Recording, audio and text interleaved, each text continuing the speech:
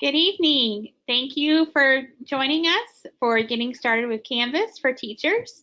This is Pam Batchelor, and I'm from North Carolina Department of Public Instruction, and I'm excited to welcome you. We have a full crew of folks from the Digital Teaching and Learning Department with us tonight. I'll let them introduce themselves. Jill, if you want to start. Hi, this is Jill Darrow. I work with the Digital Teaching and Learning team and support the Southeast. I also support the Digital Learning Initiative by coordinating professional development.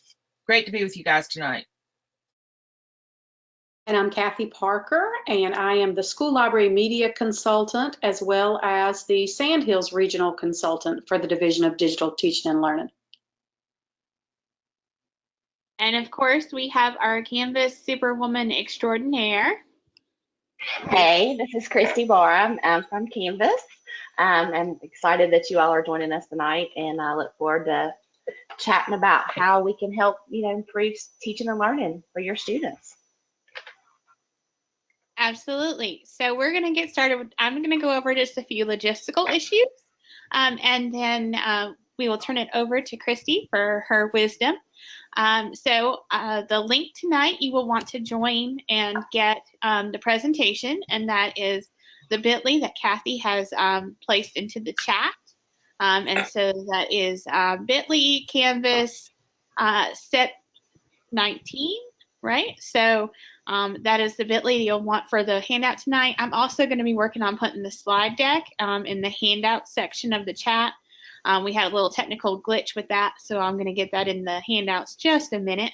So you'll have that as a PDF copy as well. But you're definitely going to want the presentation up in a separate screen from viewing Christy's screen because you're going to want to click on all the great links that Christy has for us tonight. So you're going to want to have that presentation open. We do have a couple of quick questions that I'm going to throw out. First of all, just to make sure that everybody can hear us. So let's see if we can do this real quick. Give about 10 seconds for folks to vote. Can you hear? All right, it looks like we have 100% yes, we can hear. So that's great. And then we're going to say if they can see Christy's screen. And again, you'll give us about 10 seconds.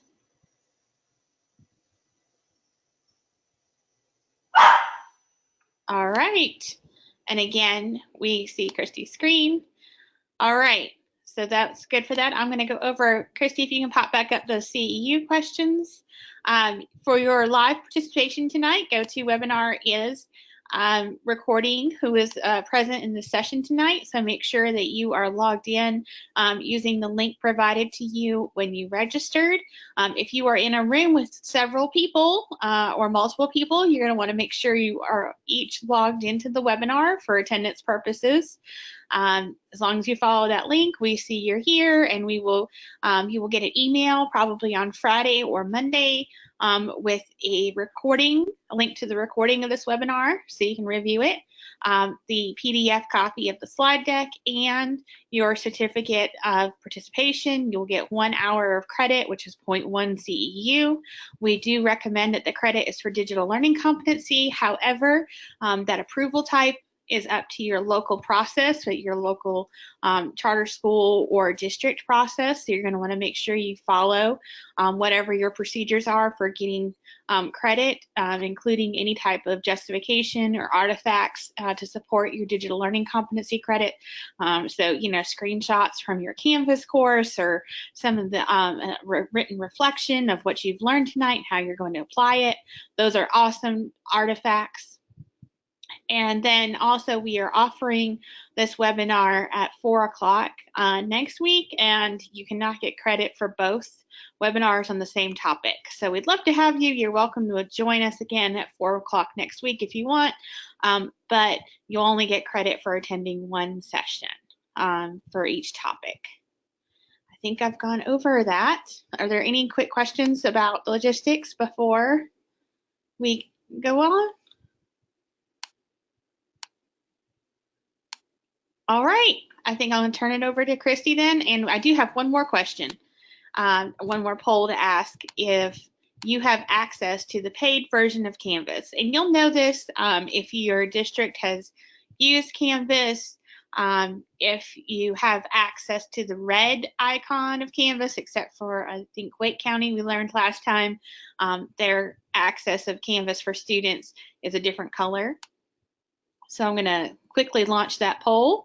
Do you have access to the paid version? And that's just for us to know because there are certain features that are only available in the paid version. And so we'll give everyone about 10 more seconds to respond to that poll. And so again, when you log into the NC Ed Cloud, if you have access to the red version of Canvas, that's your local instance of Canvas. That means you have the paid version.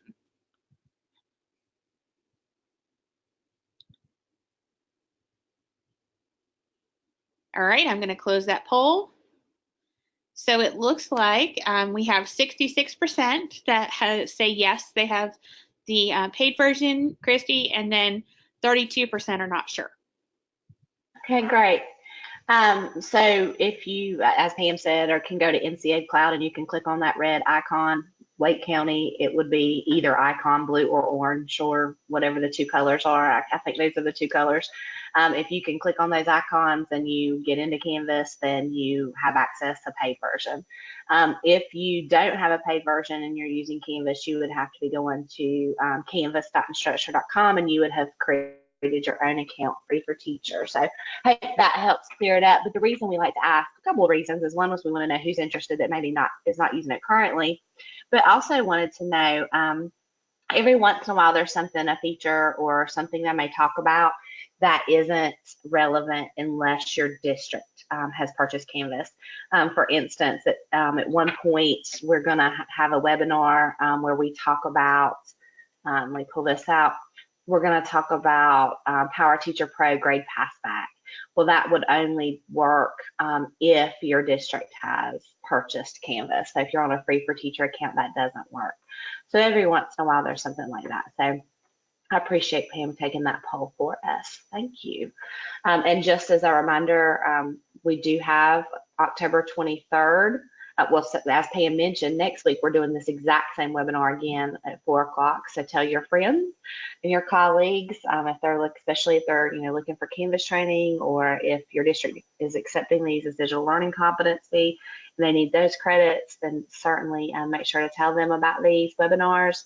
And then in October, we'll be back to talk about getting started in Canvas, and we're going to be creating pages and looking how using pages in Canvas really helps to support universal design for learning, especially those principles of providing multiple means of engagement. So looking at how you can embed interactive elements, video, audio, and text-based resources so that students are getting content in multiple formats, and interactive as well. I'm going to apologize in advance. I'm fighting a cold. I took a little bit of Sudafed before the call started, but I don't know that it's kicked in yet. So if I pause and mute myself, you'll know it's because I'm coughing a little bit. Also, my dog has been barking in the background, so hopefully my son's taking care of that. But I do want to apologize if you hear any background noise in advance. So today we're going to talk about, and please do ask questions, and I know our moderators will help let me know if there's a question I need to pause. One thing that is difficult in this type of format is that, I know sometimes the speed can be a little quick, a little fast, because you're, especially if you don't have two screens, two monitors, if you're trying to do something along with me, that's very difficult. But the great news is it's recorded, so you can go back and watch later, pause, rewind. I do apologize in advance if it seems a little fast if you're trying to work along with me. But today we're going to talk about the importance of modules when you're looking at your Canvas course design, and also how important it is to customize course navigation for students. And then we're going to add a module and add a discussion to a module, and also have some time for Q&A. So thinking of modules, and I will show you some examples. It's really, a lot of people are super excited about some of the home pages that have buttons and links and pretty get off of that one, had pretty pictures, and definitely we understand that. We understand that these are really engaging. They look nice. When you have your students or your teacher or your parents first entering your Canvas course, you really like to see these pretty pages. Absolutely understand that. But I think somewhere along the line, when we started using pages as a home page, people forgot the importance of modules in terms of actually creating and grouping the course content. And so when you're thinking about modules in your course, your module is almost like your big binder of all of those resources that you use for the class. And each separate, so that's the whole modules page, excuse me. So your whole modules page is like the big binder. And each separate module itself is like a tab in your binder. And so typically, I've shown this from a course that I helped design in Rockingham County when I was there. And typically, my suggestion is to lay your modules out in units. Some people lay them out week by week, which is fine as well. I mean, whatever works for you and your students is perfectly fine. You have that power in Canvas to make the course design and flow the way that you want it to and what works best for you all. But typically, especially getting started, I would recommend working on a unit design or a week by week design and having something similar in terms of your design here. So you can see, like with this particular unit, this teacher had the essential standard and then has, an introduction, entry event, has some additional, this is actually an activity, but it's created in a page. You can see how it's nested underneath each of these topics. Right, so you got your information, interactive activities, video, and a short assessment, right? A short formative assessment there. Going all the way down to where she's got those final assessments, right? So got discussions and a project. Could be that there's going to be a test down here or something. So as you look at different ways that people are laying out their courses, here's another example. You've got an overview, pre-assessment. You've got the lesson, the practice, there's a quick check-in, review, you've got some activities, and finally that culminating project for that unit. Looking at a second grade classroom, we might look a little different with this particular daily 5. This is in the unit for butterflies, I guess, in this particular, or that's the topic that the teacher has chosen to label this particular module. You've got your daily 5. And then, of course, if there were math activities, they would be there. And then integrated studies would come under there. And this is just a demo, so it doesn't have everything fully fleshed out.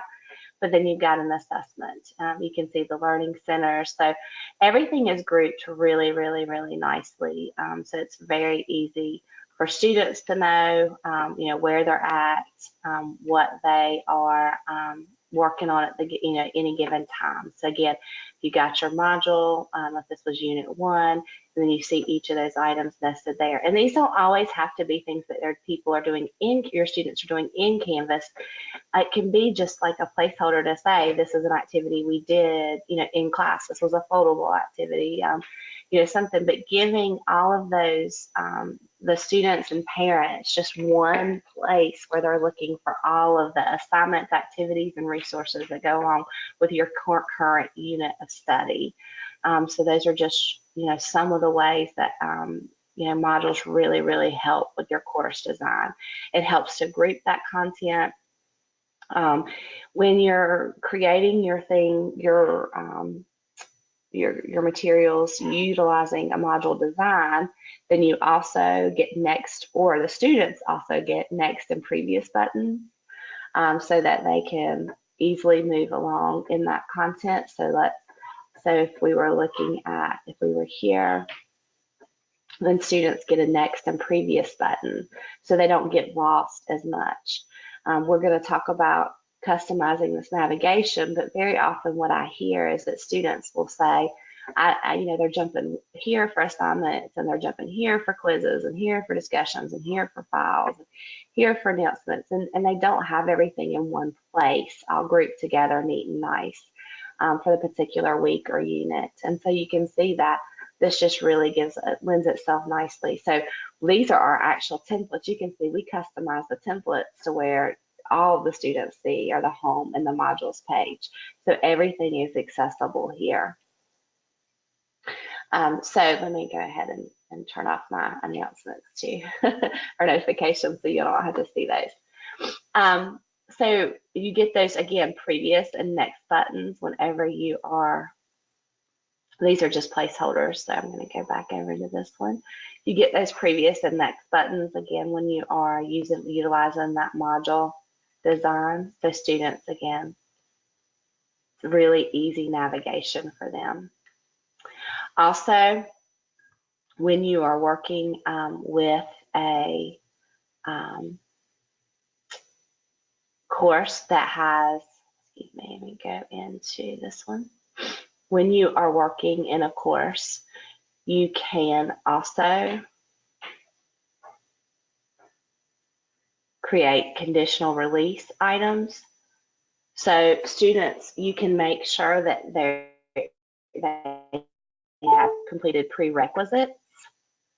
So any module that comes before this, you also can make sure that they complete either all the requirements or at least one within your module. So I could say that students had to complete all of these, and they had, I could continue adding in things. Depending on what type of item it is, I might say that they needed to contribute to that page, or they had to view it. If it's something that's graded, then I would say they had to score at least, and I could say what score I wanted them to have, and all of those things define whether or not they can move forward. If I'm doing all of these requirements, I can, like everything, then I can say that they also have to move sequentially.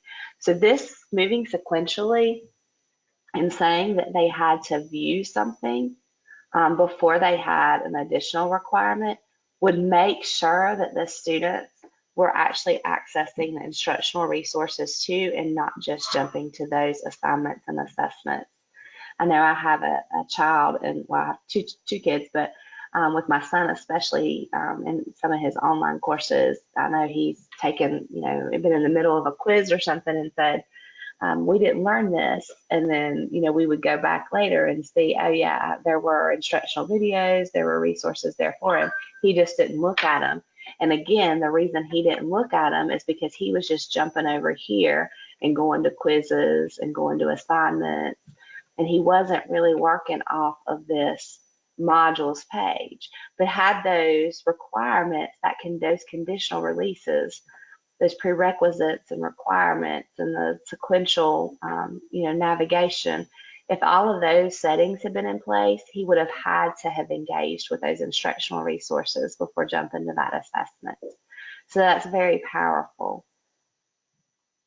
Also, when you are working with, let me go into, with conditional release and modules requirements, you also can connect Badger.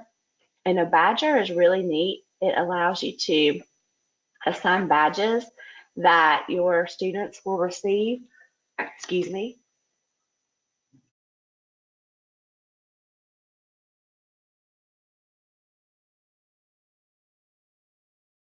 Excuse me. So your students will receive badges based on their completion of the module.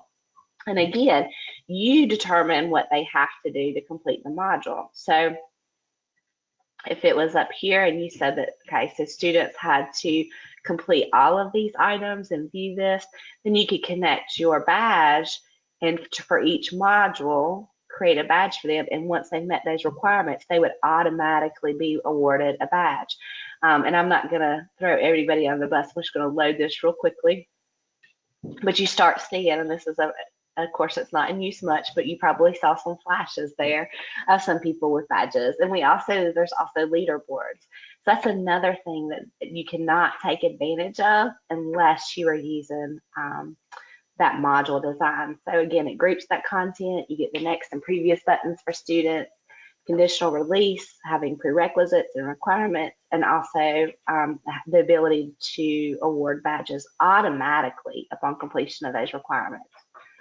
And finally, it allows you to set up mastery paths. And we're not going to go into mastery paths. Go ahead. I'm sorry. Can we just, I think we got a couple questions about making sure that we add all the content first to the module, and then we put in the requirements, right? Because we can't just put requirements into things that aren't built yet, right? Right, and that is absolutely true. I mean, you would have to have the things in there in order to have the requirements. I'm betting that caution was coming from what I'm about ready to talk about with Mastery Path, is because in order to set up a Mastery Path, you absolutely have to have all the content built out before you set that Mastery Path up. So I feel like definitely that's a good reminder here as we start talking about mastery paths. I mean, conditional release, you could continue, like as you're adding items, you could go in and add that item to your module requirements. So for example, let's just say that I already had requirements set up here, and I said that they had to do at least one of these. So I could give them all of the different options, and I'm saying they have to do at least one. If I went in later and added something else, so I could do that here. Continue. All right, but now if I went in and I added an additional item to that,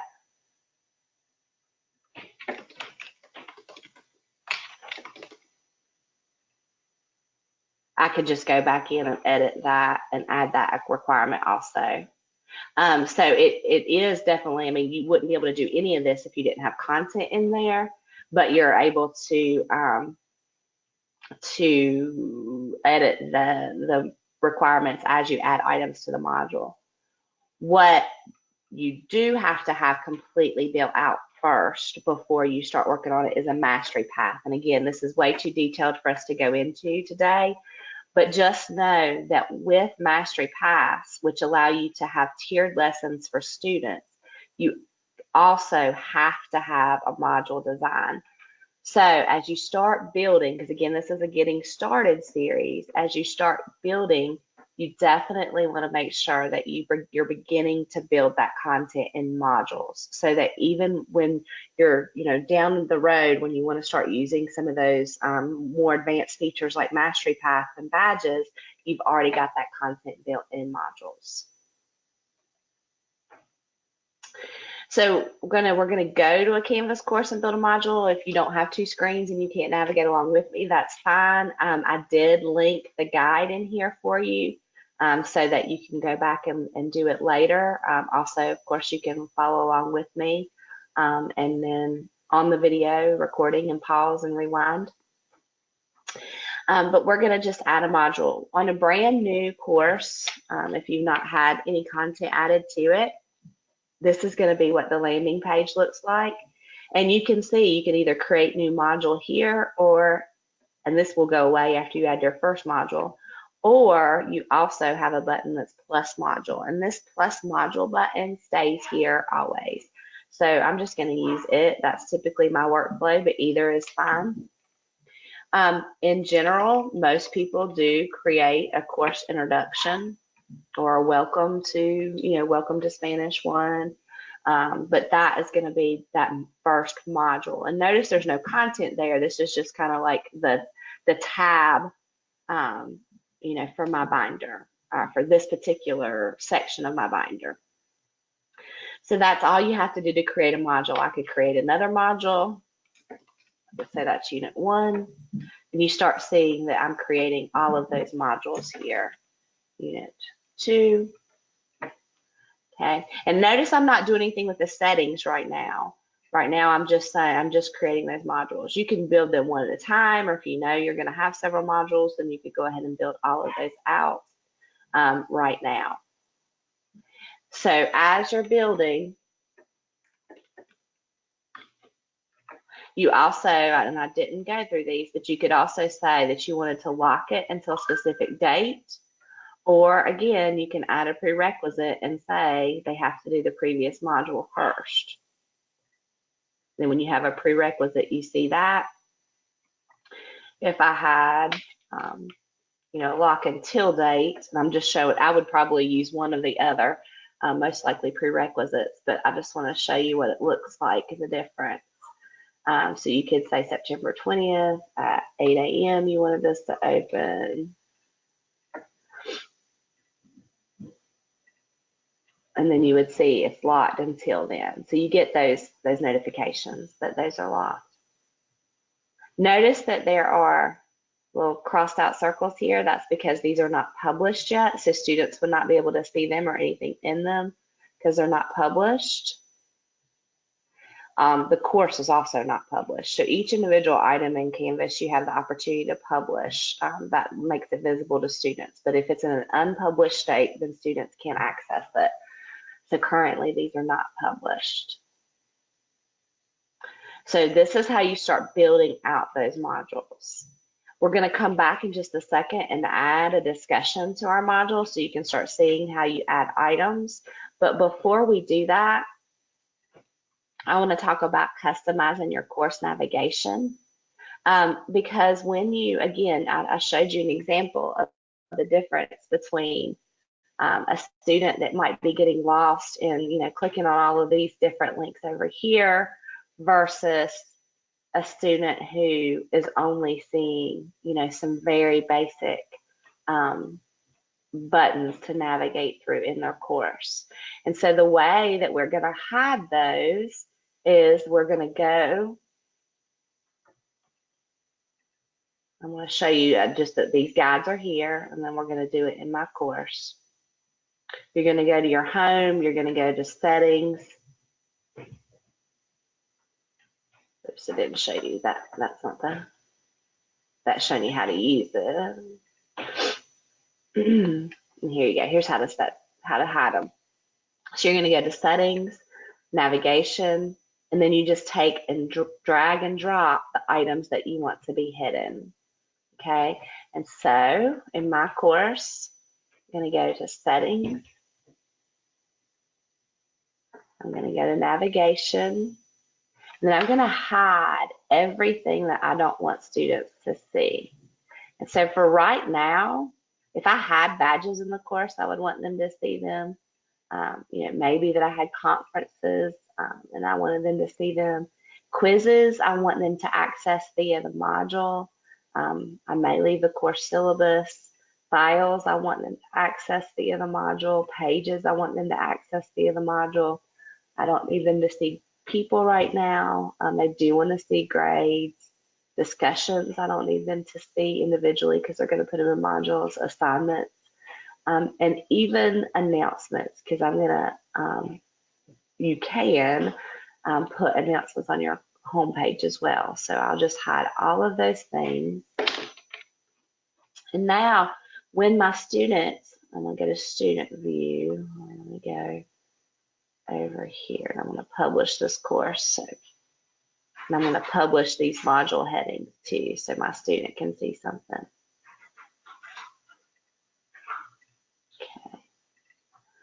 All right, so I'm going to go into my student view, which every course has a student view that you can view things as a student, so you can see what they can see, which is really helpful.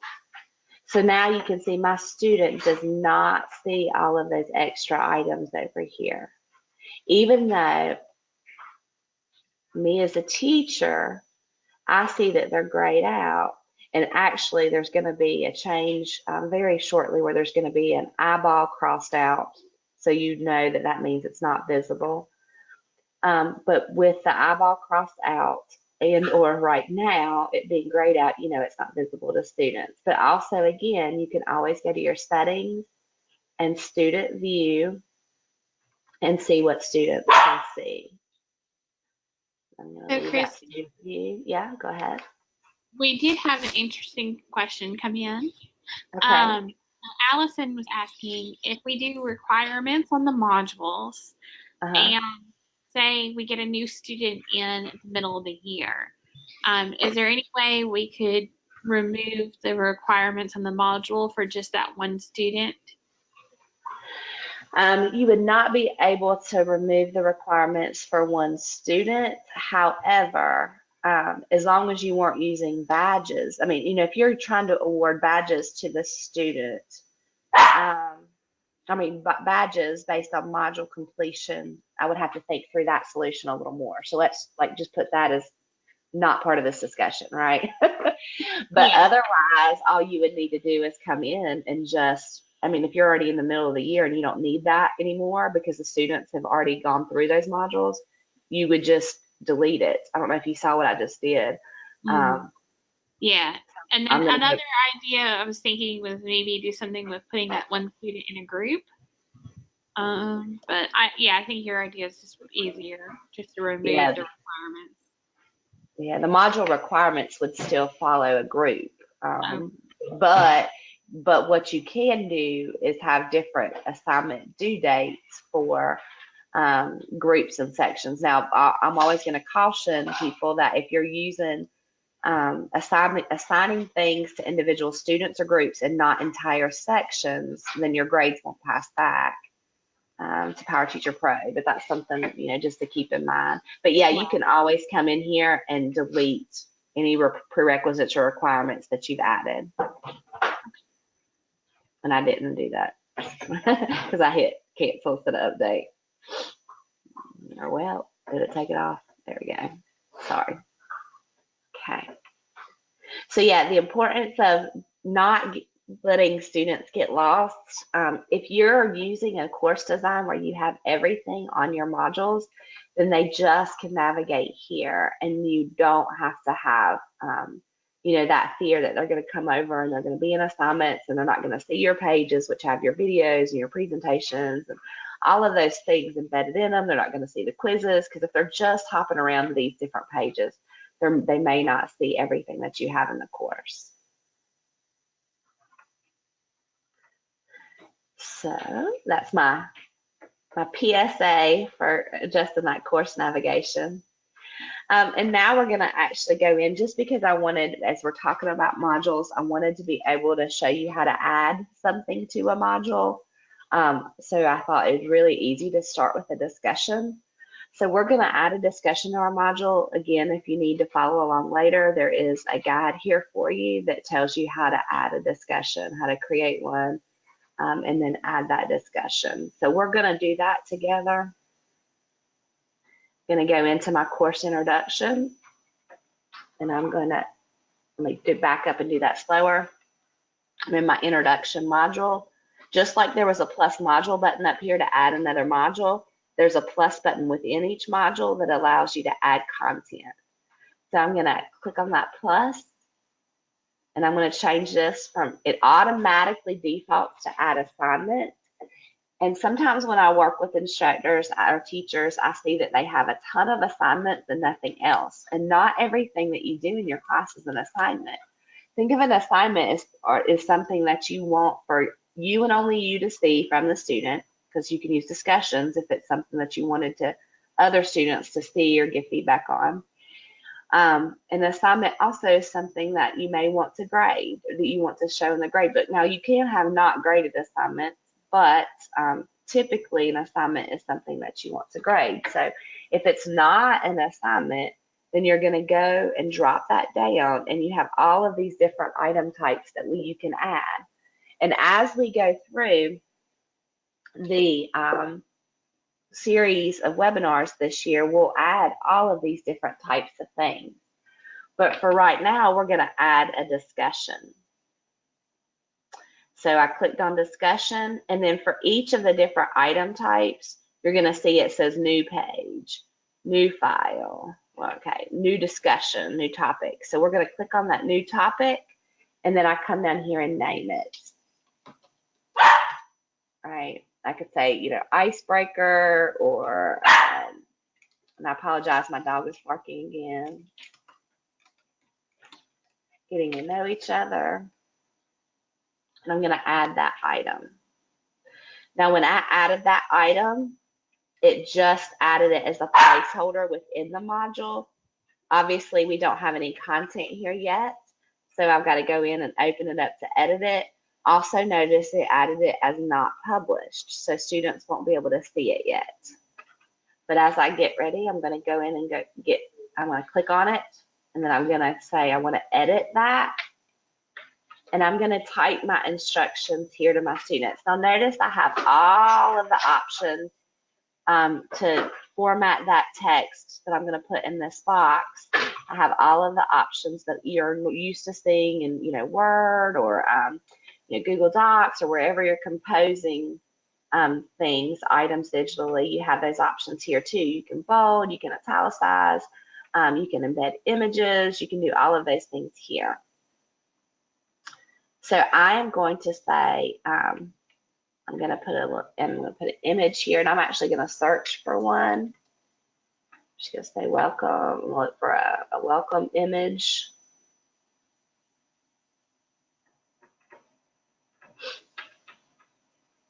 It's decorative, or I could say, what the alt text here. So if my students are utilizing screen readers, what I want them to read. I can change the dimensions if I know how big I want it to be. It'll preserve that aspect ratio, and I'm going to update that. So now I've got an image here, and I can go back over and say just some text here.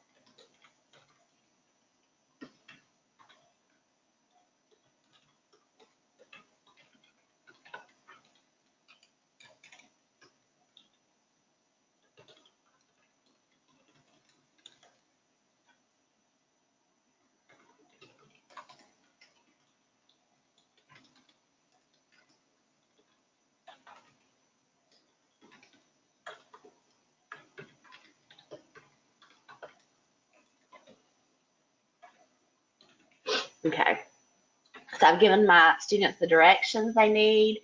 I can say with discussions, I could post this to all sections, or if I had multiple sections in a course, I could choose which sections. Now in this course, there's only one because I just created it, but for a lot of you with PowerSchool created sections, or excuse me, courses, you might have, 2, 3, 4 sections. You can do discussions that are just for that section, meaning it's going to be just for that class.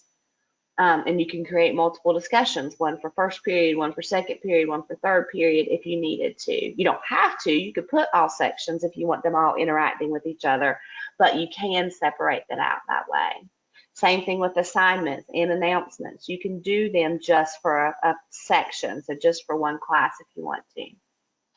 You could also choose a file if you wanted to attach a file here.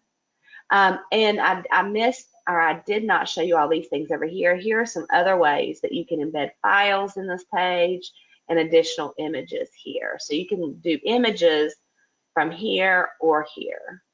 So there's all kinds of ways that you can embed content right on this page. Now, some options that I have. I can allow for threaded replies, meaning I want my users to be able to respond to each other, and I do, because I even gave them that direction to reply to one other person. I can say that they have to post before they can see replies, and I do want them to do that. I don't want them to see other people's images or posts until they've added their own. I don't typically see anybody use podcast feed, but that's something that you can do. I can decide whether or not I want to grade this, and if I do want to grade it, am I doing it as a group discussion? I'm not doing that in this particular case. How many points do I want it to be worth? How do I want it to be displayed? I could say complete, incomplete. If I have assignment groups, I could put it in an assignment group. I could even require peer reviews. Down here, I could assign it to everyone, or if I had different sections, I could assign it to just different sections, or students even. Again, if you assign things to individual students, those grades won't pass back to PowerTeacher Pro though. And then I can choose a due date and even an available from and until. So if you only want for students to be able to post in it from a specific date until a specific date, you can add those as well. You can allow liking. That was one I skipped because all of these additional things opened. I wanted to show you them because they went with grading. But if you want for students to be able to like each other's posts, then you can allow liking. It makes it be a little bit like social media there. And then when you're ready, you can either save it or save it and publish it. I'm going to go ahead and save and publish mine. And so now my students are going to see this discussion because in their modules page, I have published the course, which that went away, but I published the course. Well, it was if I clicked on the home button, you see it there. I published the course, I published the module, and I published the discussion. So we're going to go and look at it as a student. So my student sees this discussion, they can read the directions, and he or she can reply. So I'm going to choose an image.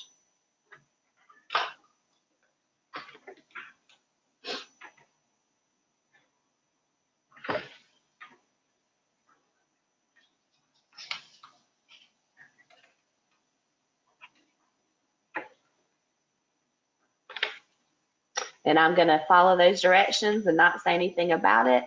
I just want for my image to be there so that one of my classmates can go in and guess what that means about me. So I leave student view.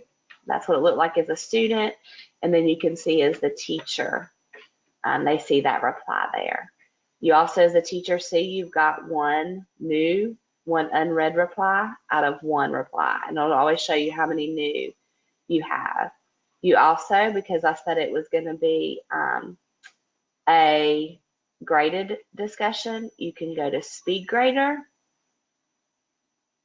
and you see the student submission here, and then you can grade it right there. That grade went to my gradebook,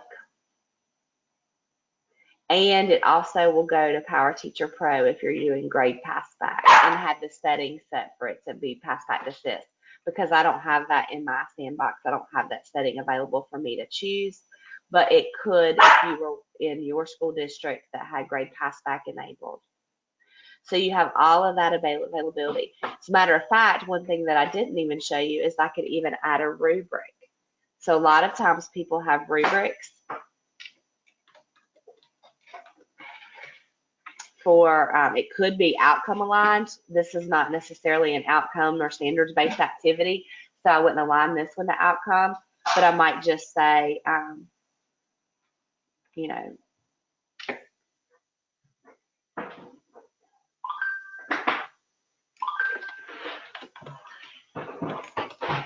and I would have something a little bit more robust than this, but I could say got full marks or 0 points, and then I could add a criterion to be used for my response.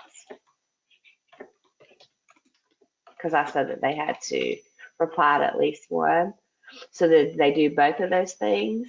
I could say I wanted to write free-form comments. I could remove the points. I could, if it was outcomes aligned, I could choose to put it in the Learning Mastery Gradebook or not. I could use this rubric for grading, and then I create that rubric. And when I do that, and I go to SpeedGrader, then I've already graded this one, but if I hadn't, I could just click on those marks and give my student that grade as well. You also can add comments back, typing them. You actually can even record media, so I could record feedback to students. I could upload media. I already had a file. I can actually, this is really neat, I can begin speaking my comments. So if I'm, super busy and or I know it's going to be a lot for me to type, I can even let it transcribe my oral comments and submit those comments to the students. So that was a lot with that particular discussion. Let me go back to home. As a reminder, we started doing it by going to the plus button, going to discussion, going to new topic,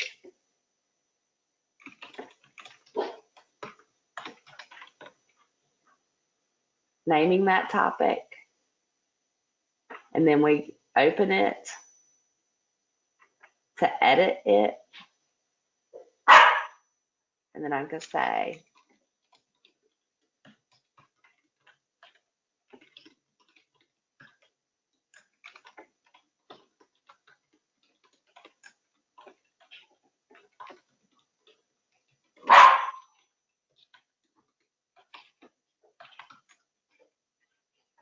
I could ask all kinds of questions. I could, of course, give a number of these, tell them to tell me what they want to do. And again, I choose all of the things that I want to enable for this particular assignment.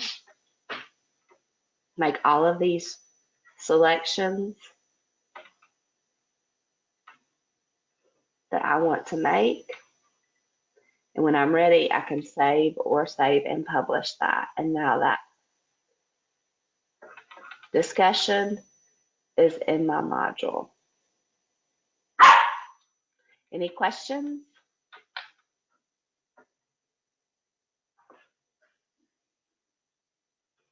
Now we've got a couple of questions, but things that are pretty straightforward to just restate. So I think we're good. Well, we are a little bit early tonight. You know, I want to make sure that you remember that all of the resources that you need are here within the course. So you have, you know, why modules are important. You have the guide for how to add a module. You have the guides for using the course navigation. The second one is the one how to hide items. You have the guide how to create a discussion. So all of those things are here for you to review. And when we come back next month, then we'll be able to go in and we'll add a page to our module, and we'll talk about all of those great uses of pages and all the wonderful things you can do, like embedding things like Quizlet sets or embedding curriculum pathways activities, having, you know, Google Docs embedded within a page, also using, you know, video and text-based resources, so students have a lot of different ways to engage with the material. So that's what we'll talk about next month. Okay, Yeah. I was just going to say we had a couple of questions come in. So could you just give a quick overview of Grade Passback and how that works?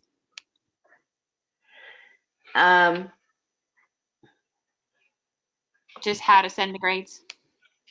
Right. It's not necessarily super quick to do.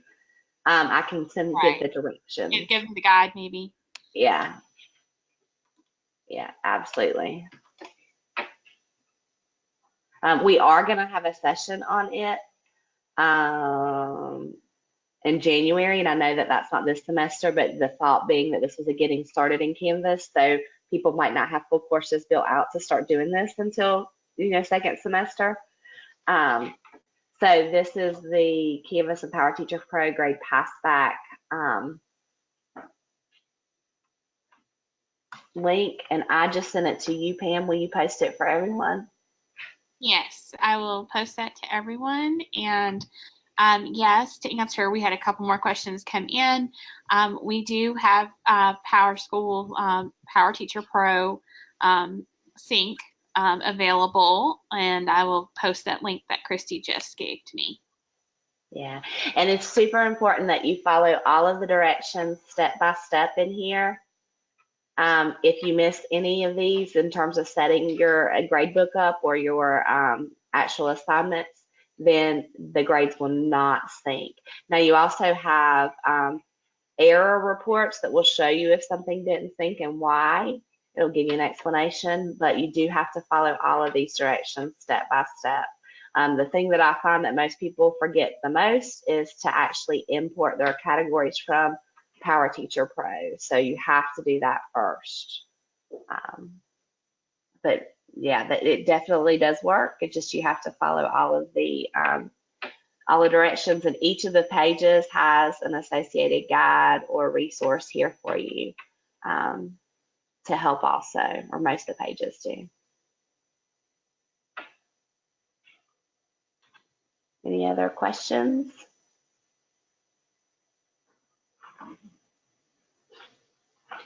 Do you want to point out real quick the how to get to the Canvas guides when you're in the course? Yeah. If people have questions and want to refer back to those. Yeah, so in any Canvas instance, you just go to Help, and you should be able to see Search the Canvas Guides right there. There are guides for mobile, so if you're using the app, there you would see guides for the parent app, the student app, and the teacher app. You also can go obviously to the Canvas guides, and there are instructor guides, student guides. The admin guide is for like your people who manage Canvas for the whole district, or if you're in a charter for your school. And then observers is obviously the parent guides. So instructor guides, everything that you want to know how to do, you can come here and find them. So if you're, how do you duplicate an assignment, or how do you add an assignment just to a course section, or create a peer review assignment? All of those guides with really great step-by-step instructions and pictures are there for you for everything and anything you ever wanted to do. So yeah, that was a great question. Thanks for that reminder that you find them from Help, Search the Canvas Guides.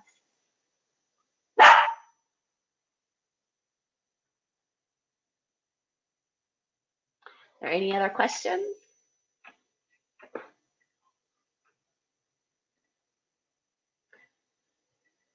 If not, then I just say thank you. I appreciate you spending your time with us, especially this late in the evening. Your dedication is certainly appreciated, not just, by Canvas, but I'm certain, by your students and parents and administrators as well. So again, thank you just so very much, and let us know as how we can continue to help improve your experience as you are learning more about Canvas. Christy, we do have one question that just quickly came in. Yeah. Have a couple. One, there's a question about syncing with other sites such as Google Classroom. So, I mean, it depends on what specific you're talking about. There, we are going to do a session on, I thought I was, well, honestly, next week on when I do pages, we'll talk about some of those LTI tools, including like Quizlet, curriculum pathways. Google Classroom itself, I mean, there's not, it doesn't have like an LTI integration. Google, if you're talking about creating a Google Doc assignment to where students get a copy just like they do in Google Classroom, then absolutely we do that. And we will talk about that in November when we're talking about creating assignments. They're definitely. You'll talk about connecting their Google accounts to their Canvas accounts, correct? Their Google account should already be connected to their Canvas accounts. Okay. Their district admin set that up. Yeah. The difference is, I mean, again, I'm not knowing exactly what the question is asking. You can't just take your Google Classroom and export it and import it into Canvas. You can absolutely do everything that you can do in Google Classroom in Canvas and more, including having a copy of your Google Docs created automatically for your students. So this is another link that I will drop into the chat for you. Pam, if you don't mind sharing out to everybody. This is moving from Google Classroom to Canvas, and it talks about, this is a couple blog posts by a teacher talking about the differences. There's a feature comparison document that tells you the differences between, or shows you the differences between the two. Just notice that their eSchool is our PowerSchool, so every time it talks about eSchool, you should be thinking PowerSchool. There are videos here that tell you how anything that you're doing in Google Classroom, this is how you do it in Canvas. Like if you're making a Google Doc in Google Classroom, this is how you do it in Canvas. And then all of these guides for how you do these things in Canvas, as well as a video series that was created on Google and Canvas integration. So maybe that answers that question. Talking about integrating other sites, those are generally done via external tools, or you may hear them referred to as external apps, or you may even hear other things referred to as LTI tools. But this is an example with Google, yeah. Yeah, and I think you know, she was thinking more of exporting and importing, so I think your explanation helped. And of course, you know, you wouldn't necessarily have a Google Classroom and a Canvas course, but hopefully, I think your guides will provide some explanations on how you could do anything you want with one or the other. So. Right. Yes, this is just basically like the share something in Google Classroom is the same as announcements in Canvas. I mean, it's not exactly the same, but you do the same functionality. You just have more options to customize in Canvas than you do there. A topic is loosely a module in Canvas. Again, you can add more items to the modules in Canvas. You can reorder them. You can drag them, drop them. You can put all those requirements and things on them, but it's similar to a topic in Google Classroom. So I tried to link those items, the things that you do in Google Classroom, to the way that you do it in Canvas. Great. And so just to recap for everybody, I do understand that the handouts feature is having some technical difficulties. So when I send your CEU certificate of participation, you will also get a PDF copy of tonight's presentation with all the links in it that Christy has shared. And please give me, I have a meeting all day tomorrow, so I won't even be near my computer. So it will be Friday or possibly Monday before I can get that out. So please do give me that time. But I promise I will send it out. So. All right. Well, again, I just thank everyone for being here. I thank Jill, Kathy, and Pam for helping out tonight too, and look forward to talking to you all in October. All right. Thank you all so much. Have a great night.